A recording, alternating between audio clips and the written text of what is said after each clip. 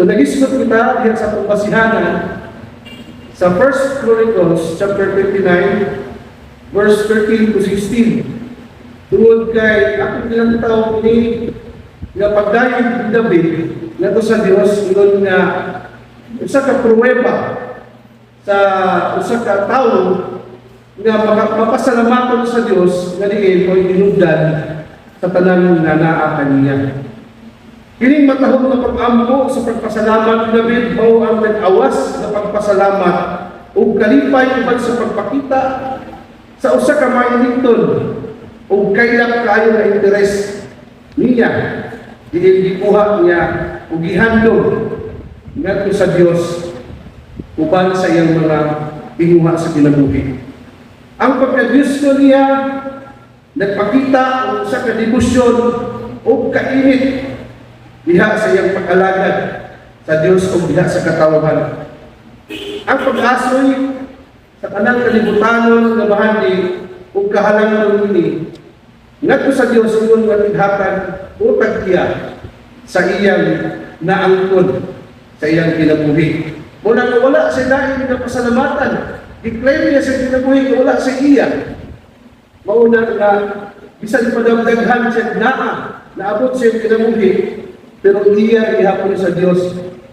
Kung ang atong iuli, iya ihapon sa Diyos. Muna nga, dako kayo meaning, kining basihanan, no? Kaning teksto nga ato ang ikuplo sa atong pag-celebrate karon. Nagdala kita daghang mga halad diya sa tubangan sa Dios nga diin siya lamang gihapon ang nagpanag-iya ni tanan. So sa may sense ini kanhi kanato nga nagdala ni unsa may maayong butang nga makita sa atong mga kaugalingon sa atong pagdala ni butanga. Mao ang pagkamatinud-anon pinagi sa pagpasalamat sa Diyos na tinubdan sa tanan.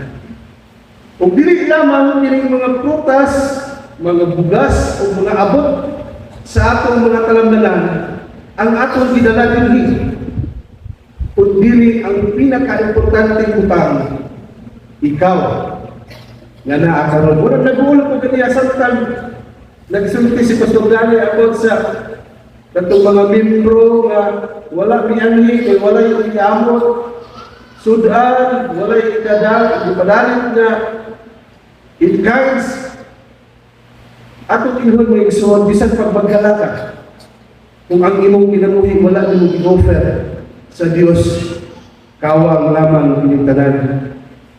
Wala nga ang pag-ampo ni David ang iyang pagpasalamat sa Dios pini mao tinuod na form of praise, tinuod na pagdayeg gikan sa atong mga kasing-kasing o gilain niya na walay laing hatagan ni ining tanan kundi ang Dios lamang.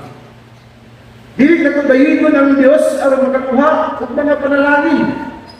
Gidayeg nato ang Dios tungod sa daghang panalangin na ilang gihatag nganhi kanato. Mao angay kitang magpasalamat ug muari taliwala sa tanan natong kawadon.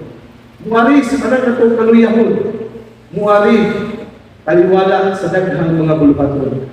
Mao kini ang tinuod nga pagdayeg ug pagpasalamat sa Dios.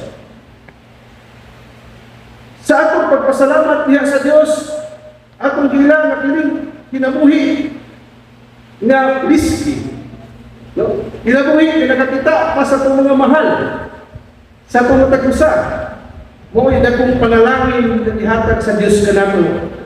Ingon nga usa ka kasinapian, taliwala sa pagsulay ng kalampusan. So makayon nagsalamat sa Ginoo. No? Salamat sa Ginoo. Sa daghan kayong mga butang, sa daghang kalihukan sa itong kinabuhi, may pahuway ta, may inhale o may exhale ta, niini nga time sa pagpasalamat. Mauna nga, importante kayo sa tao na maghimo o hinusang pagpasalamat. Pwede naman tayo magpasalamat. Pwede naman magpasalamat sa Diyos. Pero ang usa ka madaugong pagpasalamat mo kanang nagkahiusa ang iyang katawan sa pagpasidungog ngadto sa Dios nga mao'y naghatag sa kanan nga niya kanato. So karon dinhi nga ang imong tapat ug kinsa na siya.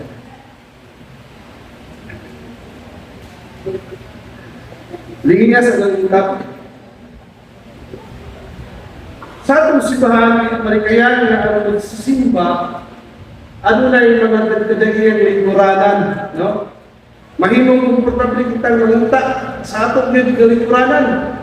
No? Siguro, kanang mga gipistuhan nila, o na naging iyong mga naandan ng lingkuranan.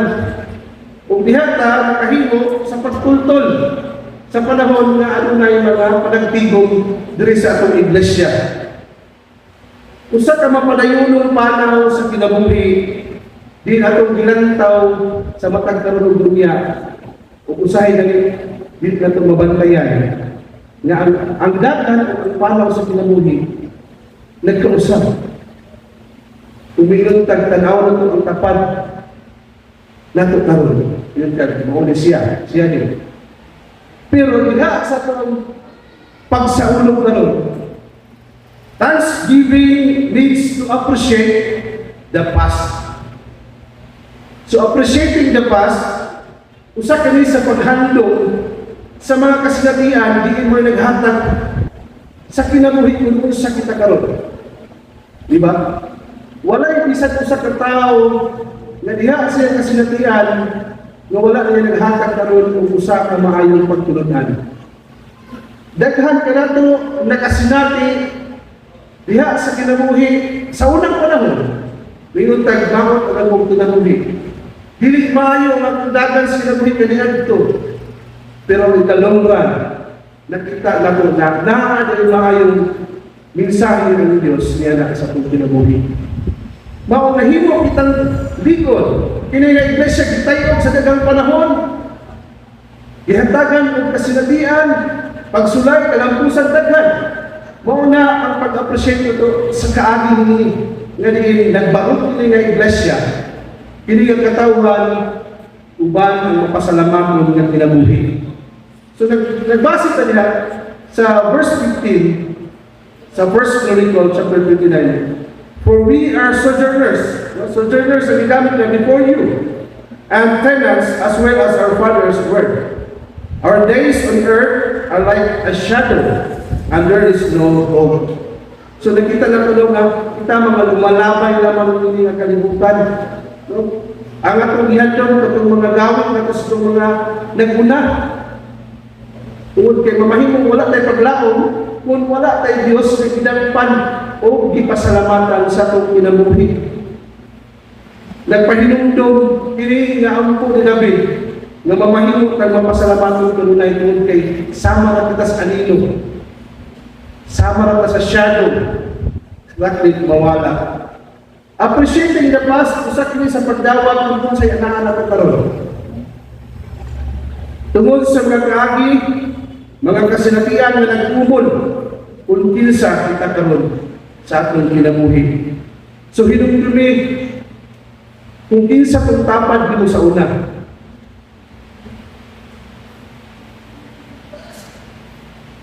Tanawa kung naa pa ba siya karon.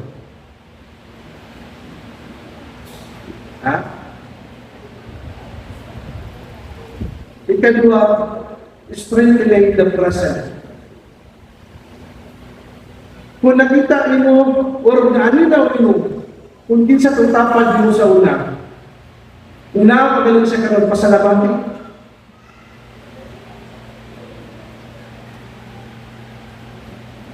Kung wala ka kaya sa tapad karon, eh basta kung nagsimba lang ta, kung wala tayo pagpapabana, kung kinsa tapad na to, ila-ilaha siya.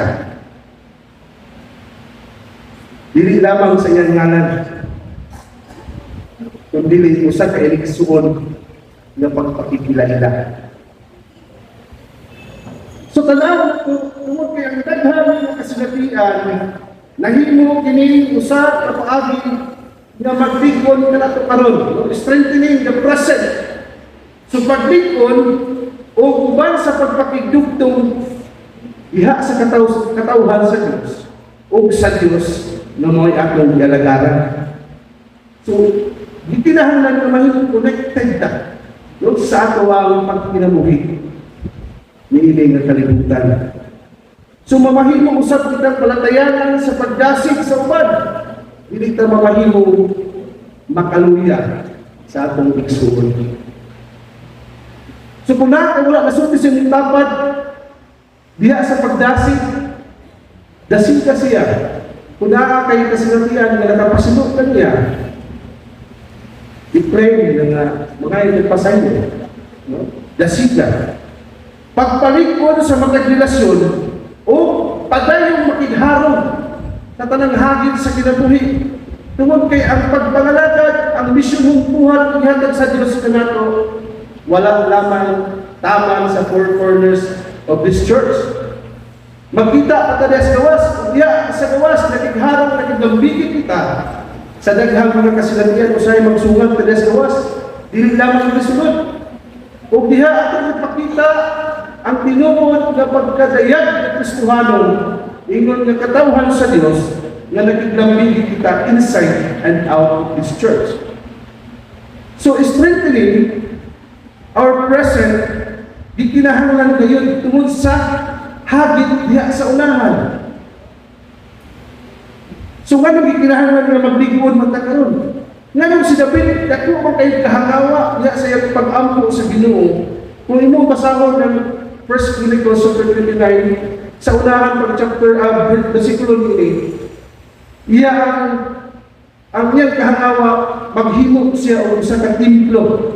Apan tungod sa daghang mga buluhaton, gera, gira niya, nakauna siya ng magpahuway ang magpasalamat. Kung kanang proyekto niya, yung ihandog na proyekto na makatukod siya ng templo, aron usab, mahimo niyang mabasa nga to sa iyang anak na si Solomon. Mawid ako kayong kahangawa niya. So sa ato pagkaroon, piling atong pagpundar, piling atong pag-develop, dili lamang sa structure, sa atong church, kundi sa atong relationship with each other, mawid ipinahanglan nato karon. Aron mamahimo ng ligpon na pundasyon ngadto sa unahan. Looking forward for the future with Christ. Lahi ba itong looking forward with the future na ta? Kung wala'y Diyos, wala ka na. Diba? Looking forward, future with Christ. So, ito na po muna-unahon. Kinsa kahit pwede magiging tapad na po. Sunod. Butang ka lang, after 5 years, after 10 years, isa ka pwedeng tapat na ito. Siguro, kung magbalikan o katong past na ito, ang atong tapat at mga nanay, tatay. No? Nagdagasig na ito. Lula ba? Napat na sila. Sa atong present time, siguro, sa atong age karon, akong anak na tapat na ito. Siguro, sa inyo po, no? O dapat ba na nakatapat pa silang ginikanan? Dapat nakatapat silang pangalulula. But, in the future, kinsa may akong pwedeng o gusto matapat. Mao ka na ang ikinahanglan sa itong present time karon. Ang pagdigol sa matag-usa, mismo no, ang mga anak akong nasigod. Kanang tapat na ito karon nga akong giagak sa matag karon ng dunya, mo ay ikinahanglan akong ibansay kayo. Aron ang usa ka kinabuhi mapasalamaton lahutay. No, dili ang usa ka ginikanan pag-abot sa mga anak lahi ko simbahan pag mga ninyo. Kaya ano man, ulang ang pagbansay, ulang ang paghatag ng panahon sa pagbira kanila nga maghidangan diha sa pagpakiguban at pagpakigugtong diha sa atong iglesia. So nahimo kitang ana ay tulubagon niining atong present time naman. Kung kani na presente nga panahon, mo ay naghatag og dakong role nato sa atong kinabuhi sa mga daghan pag-ugma ni ini. Dire na ito makita ang daghan sa kinabuhi na kanang unpredictable kita. No? Mausap-usapon tungod kay ano naman. Kita po mismo mga tao at una-una usap, mausap-usap po. Kanang nga mahuna nga dili masintro. Ano na yung palag-backway, mo na yung mga saan, backway. So, manay, nagkausap ng mga panahon. So, ang atong matitugyan ng kasing-kasing, mga nagkasintro, diha sa pagpalambo, dili lamang sa iglesia, kundi sa atong sa kakabalingon. Mahimong manambuon ang tinuod ng meaning sa church kung kita mismo nag-appreciate ka sa atong past, nag-strengthen ka sa atong present, o looking forward ka sa atong future with Christ. So karon, diha sa pagdaig ni David, daghan siya gi-offer, no? Iyang ginganilan nga 100,000 unsa to nga sinako, no? Sinako nga bulawan, silver, yung mga plata, ano sa pang tungkol sa usa ka templo. Ug mao kana ang gitikuha usab nato. Not only in material things, but also in the gift of relationship sa magkakusa.